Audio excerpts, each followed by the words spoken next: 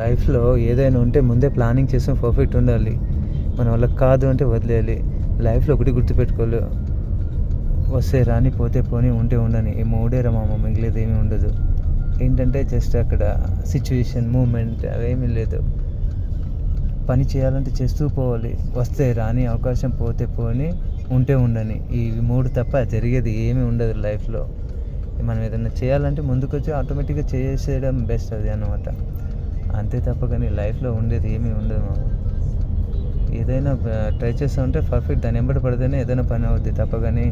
నేను ఇప్పుడు హైదరాబాద్లో ఉన్నాను, ఊరికి పోవాలంటే ప్లానింగ్ చేస్తేనే పోగలం అంతే. అంతే తప్ప కానీ బస్సు లేదు అది లేదంటే సెట్ అవ్వదు కదా. రోడ్డు మీదకి వచ్చి నిలబడితే ఏదో ఒక వెహికల్ దొరుకుద్ది. కాబట్టి లైఫ్ కూడా అంటే ఆపర్చునిటీ పోతూ ఉండాలి అన్నమాట.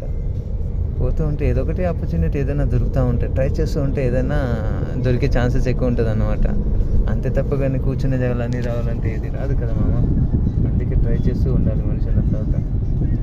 అప్పుడు ఏదైనా వచ్చే ఛాన్సెస్ ఉంటుంది. పరిస్థితులు సరిగ్గా సహకరించుకుంటే ఎవడేం చేస్తాడు కానీ దేనికైనా ముందే ప్లానింగ్ ఉండాలి. ఈరోజు బతున్నామంటే ఒక 5 years తర్వాత ఏం చేయాలి, ఈరోజు ఇప్పుడు స్టార్ట్ చేస్తే అప్పటికి మనం అప్రూవల్ అవుద్ది అన్నమాట. అంతేగాని ఈరోజు నువ్వు ఉండి రేపు పొద్దునే కావాలంటే ఏది అవ్వదు మామ.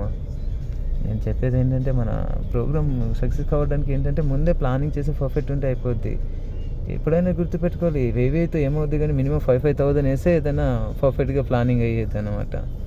అట్లీస్ట్ ఒక 20 మంది ఉన్నా సెట్ అయ్యేది. అంతే తప్ప కానీ మనం వేవే అన్న తర్వాత అది కొద్దిగా అట్లీస్ట్ మన వచ్చే వాళ్ళు వస్తారు, రాని వాళ్ళు రారు. ఇక మనం ఏం చేస్తాం, అందరికీ పనులు ఉంటాయి కదా ఏదో ఒకటి. ఇంట్లోనన్నా అది ఆఫీసో ఫంక్షనో ఏదేదో ఉంటుంది కదా, ప్రోగ్రామ్స్ ముందే పెట్టుకుని ఉంటారు. కాబట్టి ఎప్పుడైనా డిసైడ్ చేసిన తర్వాత అందరూ ఓకే అన్న తర్వాత ఇలాంటి ప్రోగ్రామ్స్ ఆర్గనైజ్ చేస్తే బెస్ట్ అని నా ఫీలింగ్ అన్నమాట. అయినా నిజం చెప్పాలంటే ఎవరి దగ్గర టైం ఉంది మామ, ప్రతి ఒక్కరు బిజీ అయిపోయాడు లైఫ్లో. కానీ అదే అని నేను అనుకుంటున్నాను. మీ ఇష్టం అది, అదేం లేదు. నేను ఏంటంటే నేను 10th ఫెయిల్ అయ్యాను, అయినా పర్లేదు అన్నట్టు ఓకే అనుకుంటున్నాను. ఏదైనా చేస్తే గట్టిగా చేయాలి. 5 లేక 10,000 మినిమం 1000 రూపాయలకి ఏమొస్తుంది మామ. వన్ షాప్ పోతే 4 బిల్లు కూడా ఇవ్వట్లేదు, బ్లాక్లో కొంటే 3 కూడా రావట్లేదు కదా. అందుకని ఏంటంటే ఫ్యూచర్లో చేసేటప్పుడు 10,000 వేసి గట్టిగా ఏదో చేద్దాం. 20 మంది అయినా సరే పర్వాలేదు, 10,000 వేసి ప్లానింగ్ చేద్దాం నెక్స్ట్ టైం. ఇప్పుడు మాత్రం కొద్దిగా చూడండి మామ, ఎందుకంటే నాకు కూడా ఊళ్ళో ఫంక్షన్ కూడా ఉంది.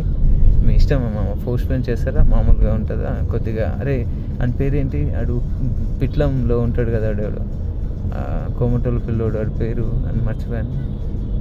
ప్రశాంత్కి చెప్పు కొద్దిగా ఇన్ఫర్మేషన్, అదేదో ఒకటి పెడితే వాయిస్ బెస్ట్ అని అంటున్నాను. ఎందుకంటే అట్లీస్ట్ ఎక్కడెక్కడో ఉంటున్నాం కాబట్టి మనం ఇన్ఫర్మేషన్ కొద్దిగా చూడండి మామ.